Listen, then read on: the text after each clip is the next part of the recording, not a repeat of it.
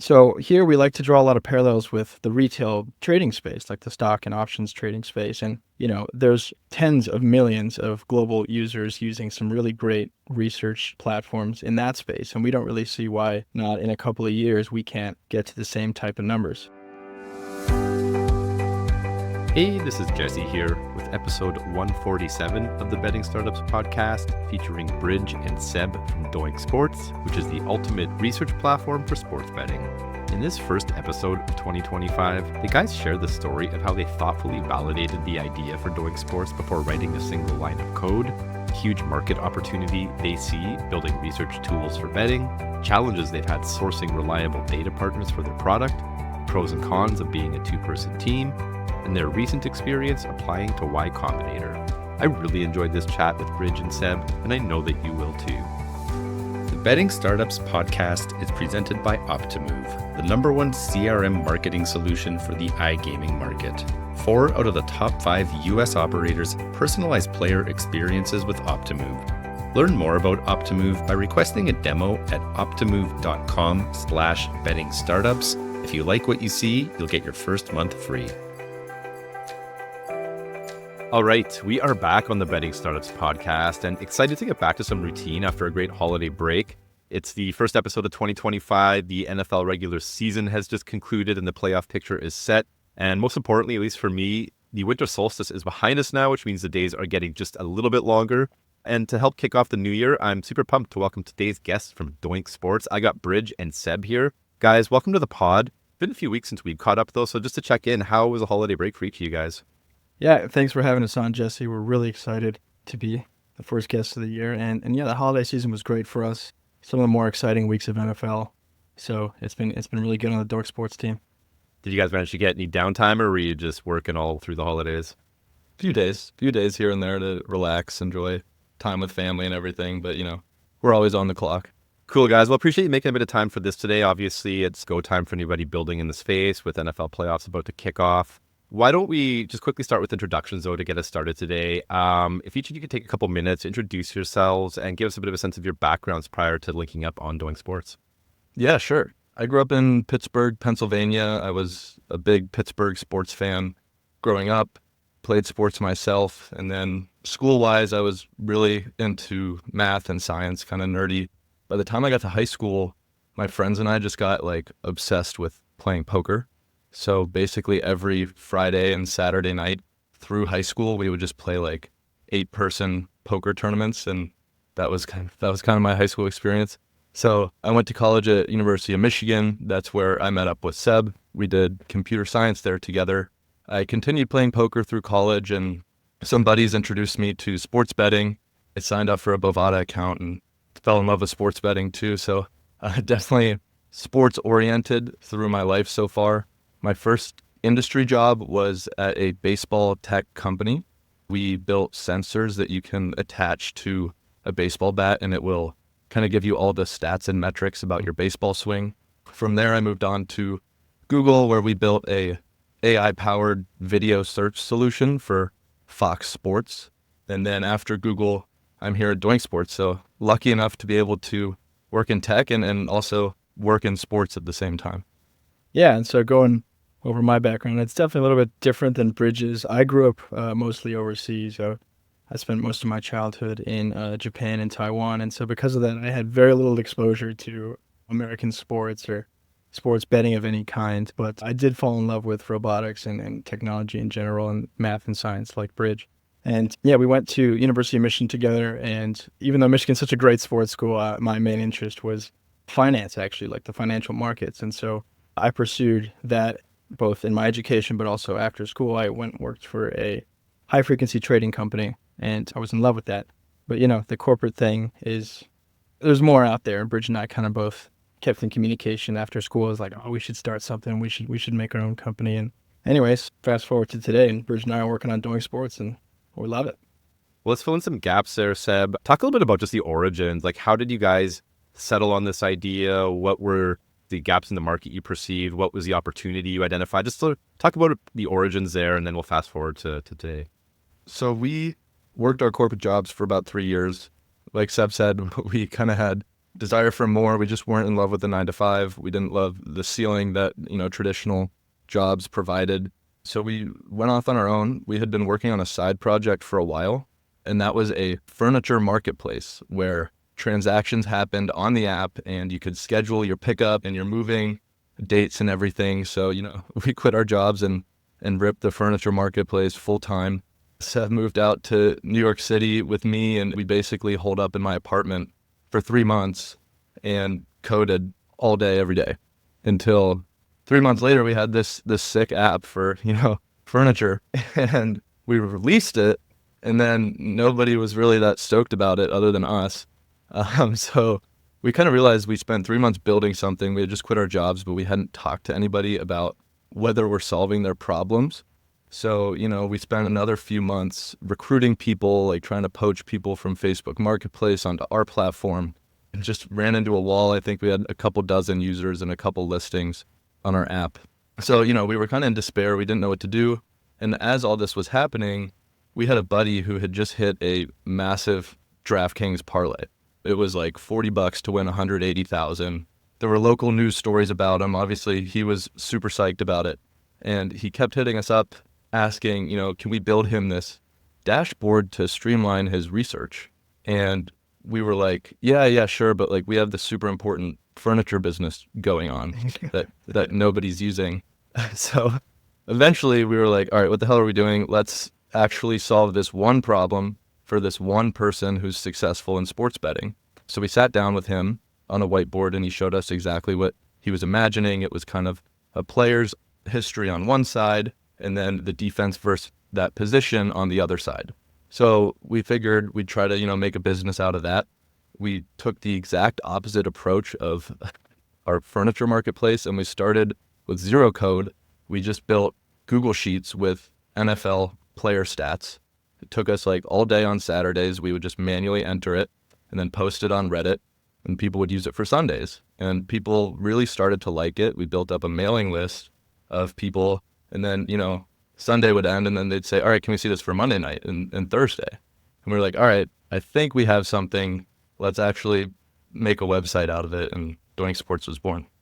Awesome. So once you made the declaration that there was enough interest from the market in building the solution, you guys huddled back up. I don't know if you hunkered down in your apartment again to code the first version of Doink, but once you crystallized on the fact that this would be the project you guys would spend your time on, how do you sort of think about what you were building for the first version, right? What was the go-to-market product? And, you talked about the dashboard there, but really what was that pain point you guys were solving with the first iteration of the product? I think it was really hinging on this defense versus position analysis. We had never seen a sports betting research platform. There definitely are a lot out there. We had never seen one, so we just built what our friend imagined. And what that was 2 tables, 50% of the screen on the left side is dedicated to the player or the team that you're researching. And the right side, the other half of the screen, is dedicated to the matchup, which is such a core kind of component of so many people's research strategies. Just looking at how well do power forwards do against the Mavericks, or similar players to LeBron, how well do they do against the Mavericks or something. So I think we actually had a little bit of uniqueness in that defense matchup because we had never seen anything else. So we just built what our friend imagined. Can you give us a bit of a high concept overview now about where Doink Sports is at today from a product perspective? What do you guys have in market? Who uses it? And I guess what's the overall value prop of the product as it is today? Yeah, absolutely. So at a high level, Doink Sports is a research platform where you can research both historical stats and you can also compare that against the current line and odds across a whole bunch of different sports books. And plainly, we're trying to build a platform where bettors can go and see any piece of information that they want to place a bet, whether that's, the easy ones like player and team, last 5, last 10, but also going through the defensive stats like Bridge said, but then also getting into the more interesting stuff like what's the weather, how does this team play when a certain player's out, and even what's the historical hit rate of the over-under at a venue.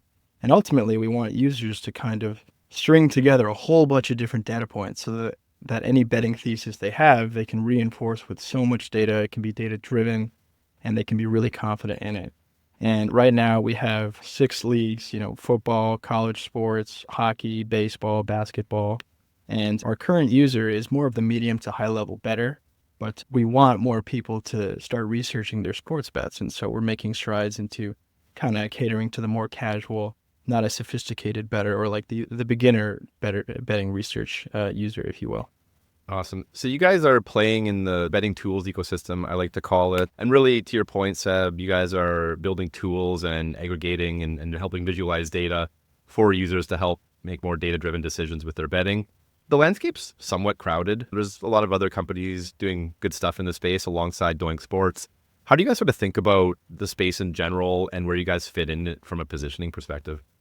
Yeah, I mean, you're absolutely right. There's so many awesome products out there that are serving sports bettors who want to look at historical stats and maybe line shop and see where they might have an edge. So, I touched on this before, but I think we originally started to stand out with our defense analysis. We've kind of built out some of the most sophisticated defense analysis that I've seen. Like, you can find similar players across different leagues. You can really dive into how different positions trend against certain teams. Like I said, 50% allocated to the player or the team, and then the other 50 to the defense. So that was kind of our original differentiator. And then along the way, we kind of realized we're absolutely not experts in what a sports betting research platform should look like. We turn the keys over to our users there, and we just built up a community of people that every day are asking us for things, and we kind of acknowledge that they probably know what's best. So we're really lean, we're really quick to accommodate popular feature requests, and in that way, our community has just kind of shaped a platform that's unique and built around that community itself. Doink Sports is a subscription-based product. How do you guys sort of think about the TAM, total addressable market, for a product like this, right? There's a lot of estimates out there. Nobody really knows for sure, but there's a lot of estimates that suggest like sub 1% of bettors in America are using tools like Doink Sports to help improve their betting. So that suggests there is a lot of upside potential. Obviously, over the last couple of weeks, there's been some pretty big news from this space with OddsJam's acquisition by gambling.com. And, sort of through that transaction and the details that were shared with that release, bit of insight into some of the numbers behind their business, which again suggests there's a pretty big upside potential here. But I guess just as you guys are building out Doink Sports and assessing the landscape competitively, how are you guys sort of thinking about everything? And what do you sort of see as the ceiling for a product like Doink Sports? Yeah, that's a great question. Like you mentioned, some of the projections on how big this space can be, they're kind of spotty, to be honest, the ones that we've seen. And we think that's just because this industry is in its earliest innings. Sports betting just became legal, and I think the masses haven't really adopted the practice of just researching a bet at all. So here we like to draw a lot of parallels with the retail trading space, like the stock and options trading space. And, there's tens of millions of global users using some really great research platforms in that space. And we don't really see why not in a couple of years we can't get to the same type of numbers. It's just going to take some time, and there's definitely a lot of shifts that have to happen in the industry. But we really think that over time, next 5-10 years, tens of millions of people will be researching their sports bets on a regular basis. Another thing I'm curious about, just given the technical infrastructure that's required to enable a product like Doink Sports and a lot of the features that you guys have in market, there's a lot of complexity under the hood. We'll talk about that in a few minutes here. But what I'm curious about as a starting point, guys, is given that you've put in all of this effort to build the infrastructure, wrangling a lot of data, all of that sort of stuff, there's probably arguably some other use cases for it, which could include B2B use cases. And certainly, a lot of other companies before you have come to market with B2C products, only to then realize there's probably a bigger opportunity for them in B2B. Just curious how you guys are thinking about that, if you've looked at any B2B potential for your solution, and just sort of how you are managing the B2C versus B2B. Our goal is for the most people possible to research before they sports bet. It's not a very hot take that if you do research before you make a bet, you're probably going to be more successful. And it would be ideal if Doink Sports is powering that research for as many people as possible. We've noticed a trend that a lot of the sports books today are actually starting to offer research that, third-party platforms like us provide. If you dig into DraftKings or FanDuel, you'll find some bar graphs, you'll find some trends. It's definitely not, top of the fold, but it's there. Same with DFS apps. You'll see a lot of those bar charts. And we think that's only going to keep expanding because these sports books are competing to be the most engaging, useful apps. And if you provide your users with a way to validate and research your pick before you make it, we think that's a really attractive option. We've discussed with a few sports books last year about potentially some B2B deals. We decided in 2024 to focus more on our consumer platform and try to, ramp up growth there just to get off the ground. But in 2025, I think we're open and pretty well positioned to provide the data and the infrastructure necessary for really any platform that wants to show these research tools, whether it's maybe a sports book or an affiliate website that wants to show trending stats. So we're excited about the opportunity. We think it's there, but it's not necessarily our first goal. Right now, doinksports.com is the main focus. And circling back to what I just mentioned a minute ago about the underlying technology you guys have developed, as you guys have gone out there from idea to building the product to getting it to market, I would assume you've encountered a number of challenges. Talk about some of the challenges you guys have encountered from a technical perspective in building out Doink Sports and the product. We're a two-person team. We're two engineers. So it's just us behind the curtain, right? And our constant struggle for Doink, and I think for most fast-growing platforms, is how quickly can you move, but how sustainably in terms of your tech infrastructure. We've had to do a few full rewrites of the system because, we got flooded with feature requests and we wanted to crank out 5 of them in 1 week. And then the next week, we got another 5 and we realized, last week we kind of screwed ourselves and we can't build out the new stuff that people want. So we've had to walk back a few times in order to walk forward, and balancing that line as a whole has been challenging, but we're starting to learn how to do it. And then on top of that, it's, we're a business. Neither of us have a business background. Our kind of default mode is, okay, let's go solve a problem by going upstairs and coding. But just accepting that sometimes you can't just write a script to solve all of your problems, and you have to, network and, meet people in the space, which your podcast has been huge for us because we get to listen to other people in the sports betting business world. Branching out and just learning from other people's mistakes. That's one of the bigger challenges because the tech stuff is what we're used to, but everything else is completely new territory. Yeah, there's a new challenge every day with two-person team building a company. But one of the biggest challenges we've had since our inception is accessing lines, believe it or not. So on our site, there's 2 major sources of data. We have the historical sports stats, and those are pretty readily available. There's some great companies that can give you access to that. But then another key part of our website is the current lines across a bunch of different sports books. And surprisingly, this is a really, really hard piece of data to get on a reliable and consistent basis. And to date, in the past 12 months, we've had 4 different data providers. And the reason we switch is because one of them goes out of business or one of them shuts their business down and starts a competing product. And there's just a whole lot of turmoil in this space, especially with what you mentioned before in the lawsuit between Swish and OddsJam. There's a whole lot of question marks about what's going to happen in terms of companies providing data on a B2B basis in the line space. And so it's surprisingly difficult. We've tried our best to find a sustainable solution for ourselves, and we're working on bringing a lot of that in-house. But we think there's a really good opportunity for someone to kind of come in and make this lines data more accessible to everybody else that's trying to build in the space.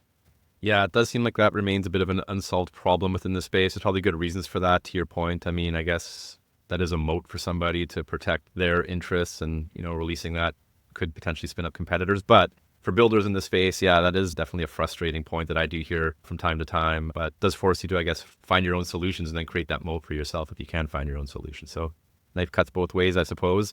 One thing I also want to ask you guys about, I mean, you mentioned a minute ago, you're a team of 2, you're both engineers by trade, which has a lot of advantages, maybe a few drawbacks like you outlined, Bridge.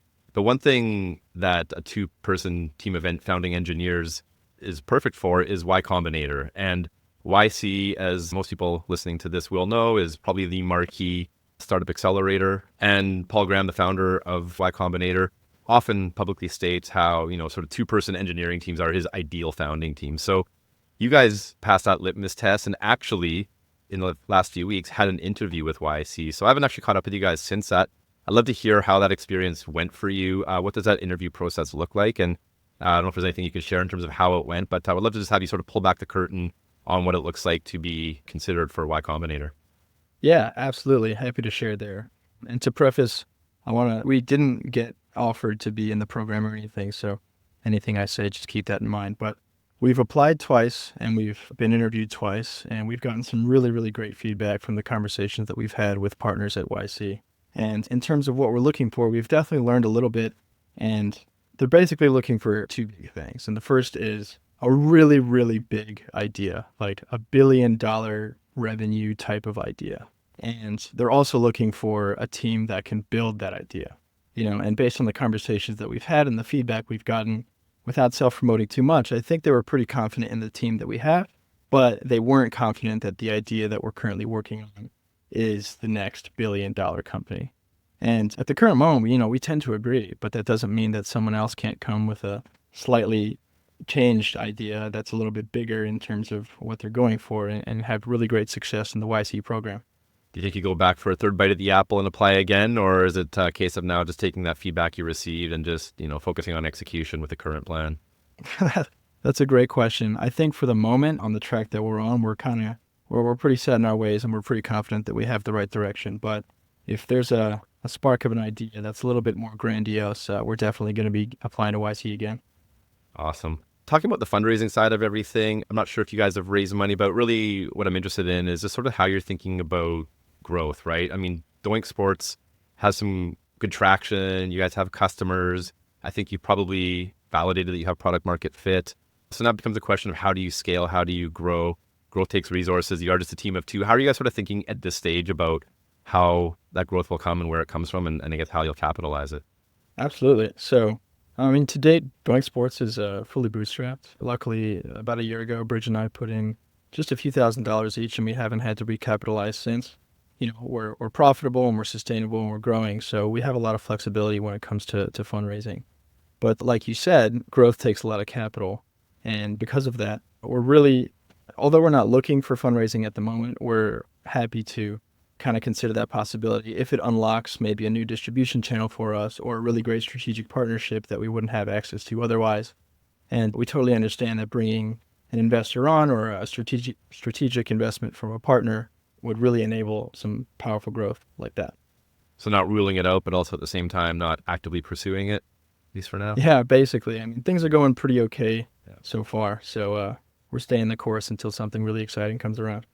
Fair enough. And I guess just in terms of how things are going, I mentioned here the NFL season has just concluded. We're recording this on Monday, January 6th. Yesterday, the regular season ended. Hasn't left much time for reflections, but I guess knee-jerk reactions here. How did the regular season go for you guys? Obviously, NFL is king. That's when everybody's really trying to make it for the year, is those 4 key months. How was the regular season for you? What did you learn? What are your just overall broad reflections on the fall? Yeah, great question. So the regular season for the NFL has been pretty great to us, to be honest. This is our second time doing NFL, with last season being our first season.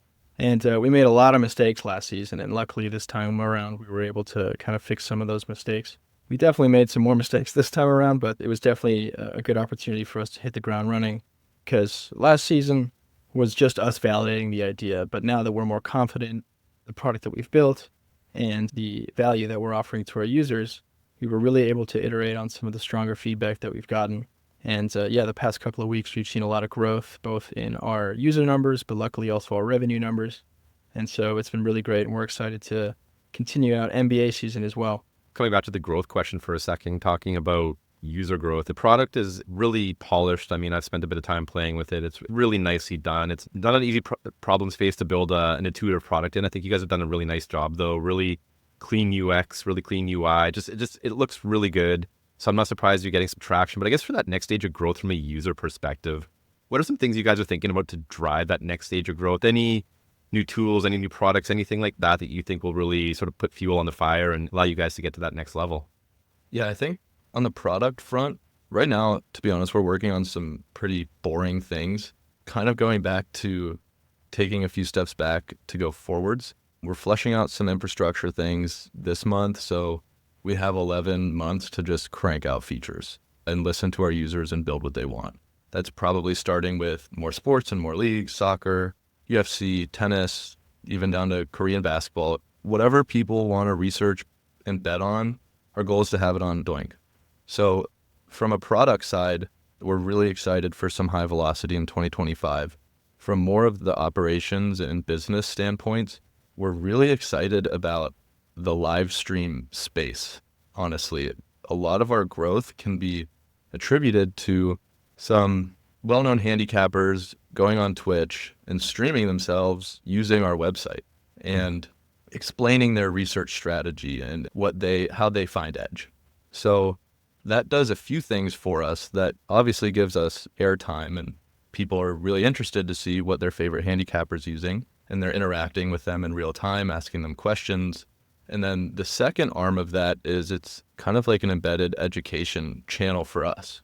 That's one thing we've struggled with, is sometimes people get to our website and, like you said, the UX is clean and everything, but a lot of people are like, what the hell am I looking at? Like, it's dense information.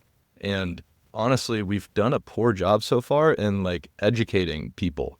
And we want to get a lot better at showing people how to use the platform. But I think the best way for us to do that is to have other people who use our platform every day do it for us. And going back to kind of the philosophy of just getting more people to research their bets. That's the ultimate goal of what we're doing. We want more people to be profitable and find edge and just to become better sports bettors. So we're really excited about the live stream and long form video distribution channels looking forward.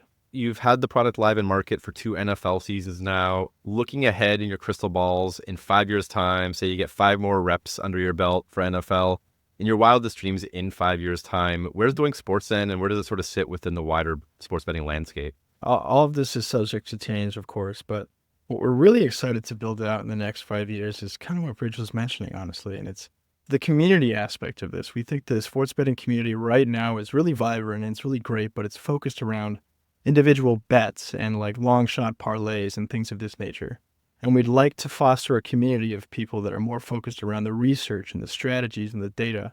And it exists to some point, but we want to do our part to bring up this community as much as we can. And right now we use channels like Discord and Twitch to help us do that. But we think bringing that on the platform could really, really level up that community. And it would just be a place where people can collaboratively share ideas, strategies, and talk through bets, the good data and the bad data and everything of this nature.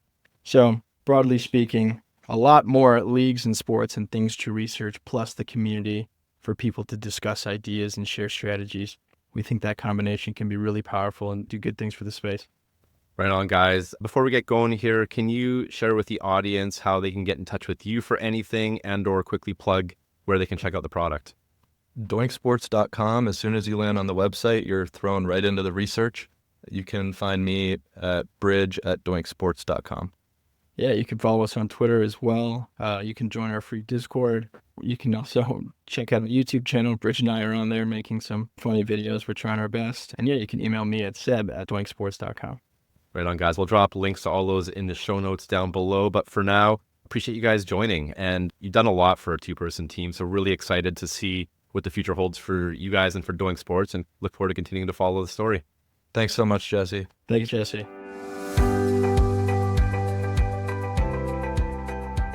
The Betting Startups podcast is presented by Optimove, the #1 CRM marketing solution for the iGaming market. 4 out of the top 5 US operators personalize player experiences with Optimove. Learn more about Optimove by requesting a demo at optimove.com/bettingstartups. And if you like what you see, you'll get your first month free.